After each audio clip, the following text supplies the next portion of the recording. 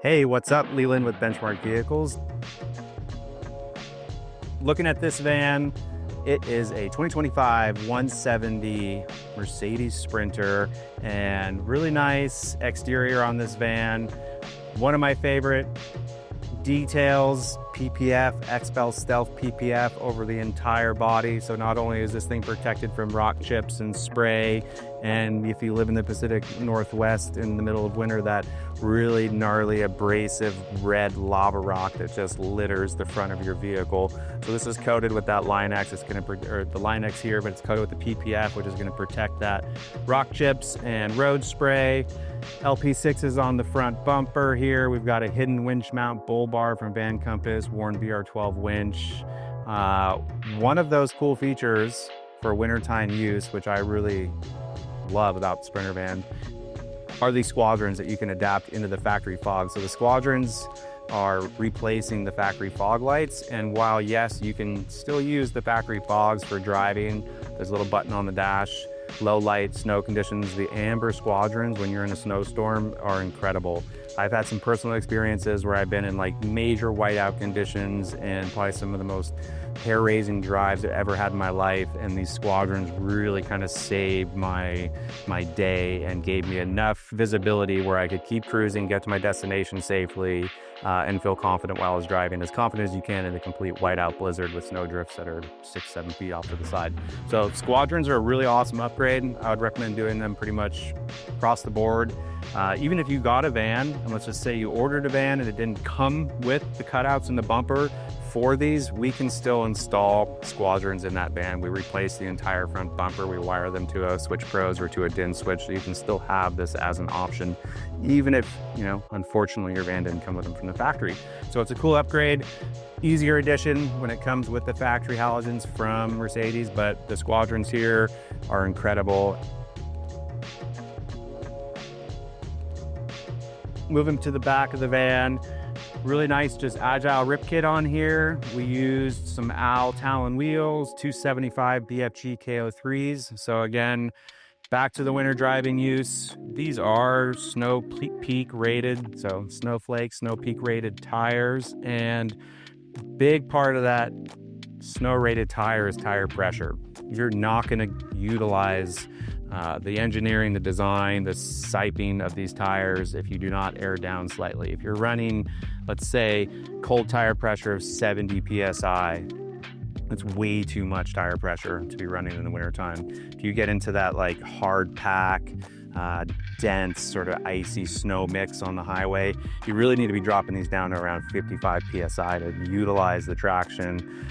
Take it slow, of course, driving the snow, ice, you want to go slow, but that will make a huge difference in any driving condition. So if you buy a van from Benchmark, you'll get a manual. It's going to have recommended tire pressures for on-road, off-road, snowy winter driving conditions, and also a difference between summertime use and cold tire pressure measuring. So you always want to set your tires when they're cold, and taking that into consideration for winter driving as well. So yeah, if it's cold outside, your tires are still going to heat up a little bit. They're going to increase pressure, increase volume. So start a little bit lower, get up to a higher pressure, but you don't want to go beyond that threshold. So I really like to run my tires at about 52 cold in the wintertime, and I go to Mount Hood a lot, and usually when we have snow, fortunately not this year, that works perfectly. So you can get through that hard pack, washboard, icy, kind of gnarly conditions on the road pretty safely.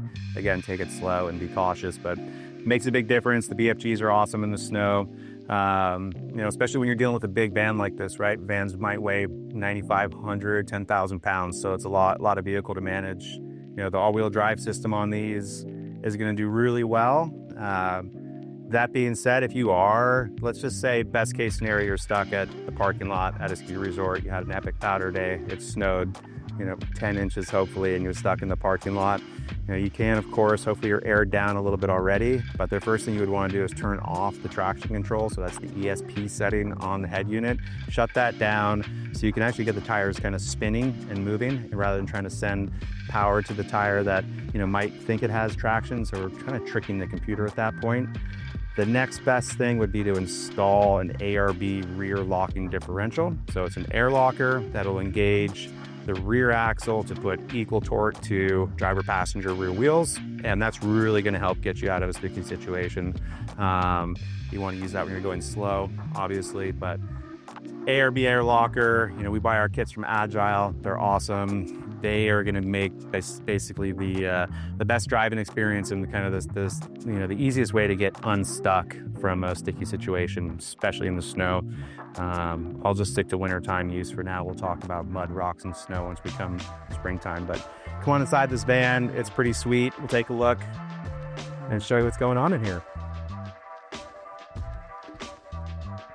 So we're inside this 170 Sprinter, and pretty standard configuration in here as far as floor plan goes. We did end up going with the 2-seater 86 centimeter Scopima, so this is a bench to bed. We matched the upholstery to the Shieldmon seats up front, so we've got a nice basket weave in the center, leatherette on the side, so this came together really beautifully. Comfortable seat for 2 adults. I know that the client for this van who's picking up in a couple weeks is going to drive all the way back east with a buddy of his, and his buddy's going to sleep on here. Couple things that we do that's not always discussed in the initial upfront kind of jumble of details within the build sheet, because there's so many different things to cover. But one of the cool little features that we do offer is a drop-in insert. So when this seat is folded forward, you're left with about an 8-inch gap to the fridge or to the cabinet behind. So we actually have a cushion that just lives behind the seat, fills that gap, so that when the seat is folded down and you've got the driver's seat spun around, you actually have about 6 feet 4 inches in length. So it's a pretty good sized bed. The second thing that I like to do is supply a small 2-inch memory foam mattress topper. That mattress topper rolls up. You can put it in the headliner shelf to get it out of the way. And then that just lays across the seat all the way to the driver's seat and just gives you a little bit more added comfort. Lots of storage space, couple controls for power inverter and water, tank levels, master controls above the fridge. We did use the Slim 150 on here, which is an awesome size fridge. We've got plenty of space in here. And a couple things to note about this kind of layout here. So we do offer different size showers. I've talked about this quite a bit. About the smallest one we do is about 28. We'll even go down to 26. So with these different size showers, we can really utilize different toilets in here. So on this particular van with a 32-inch shower, we have a Lebeo dry flush toilet, and you can sit down there. I can sit on that toilet. My knees are just maybe barely going to graze the adjacent wall. You can still shut the door and have privacy. But if you're a little bit bigger, if you're taller, you're 6'2", we can, if you stick with this fridge configuration, you have a Scopima, we can bring this forward another couple inches and really kind of give you a bigger shower. The bed sort of sets our dimension. So we have basically a process on how we build these, and we always start in the back. So our systems cases that has our power system, our heating system, pretty standard to have that in the back in the garage. That determines essentially the bed size. So we have these systems cases, and they're 61 inches in length. That gives us about a 64.5-inch wide bed. It's a little bit wider than a queen. And then we play with dimensions here, right? So we've got all sorts of different size fridges. A Slim 150 fridge takes about an 18-inch wide box to fit. We do other size fridges that are, maybe short and wide, give you countertop space. But this Slim 150 is cool because it does allow us to have a much larger shower. Passenger side, good sized galley. Of course, we do these in all different sizes. This one has a dual burner induction cooktop. That leaves us room for a little pantry pull out. And you got a good cabinet maker when your pantry pull out doesn't slam into your seat. Nice little clearance there. And then we usually like to do these inserts at a very standard set size. We're working on a couple projects right now where we don't have this 19-inch wide cabinet to work with. So we can kind of reconfigure this. We can play with the inserts, we can play with the silverware and the knives and forks of what goes in here to accommodate a smaller galley. But as far as like our standard, length galley, these 19-inch drawer boxes work amazing to house all the plates, all the knives, forks, dishes, everything that you could fit in here. The sink always will have a built-in trash container. We got a cutting board that drops in here. This guy just has storage, so open storage in here. You know, we can configure these differently. We could put a toaster in there. We could do a fellow kettle. This has a bed step as well. And this is a bed step that we've been using for a long time, but we're sort of transitioning to a new option where we just have a single step here. And what that does, it allows for more storage here. So if you wanted like a blender, a Ninja blender or something like that, we'll have more space to have that additional pull out in here. So 2-step is an option. We also do a single step. They will always have a hidden release. So this is a cool cabinet. The door actually slides back to within the cabinet, and we used a Breville coffee maker, and we slide the door back in here, not just because it's fancy and cool. This actually serves a purpose. So when you are going to fill your reservoir on the grind control, the reservoir is actually right here, and filling on this side with this particular kettle, they'll pour water all over the face of this. So you really need to be essentially right there for this thing to work properly. So that's why we slide the door out of the way, keep it more compact, conceals out of the way. So nice little detail there. Tons of cabinetry space, food, clothing, all your gear can go back here. Nice little sink. So 15 by 17 inch sink, so it's a good size. You can still put your Le Creuset pot in there, get everything cleaned up.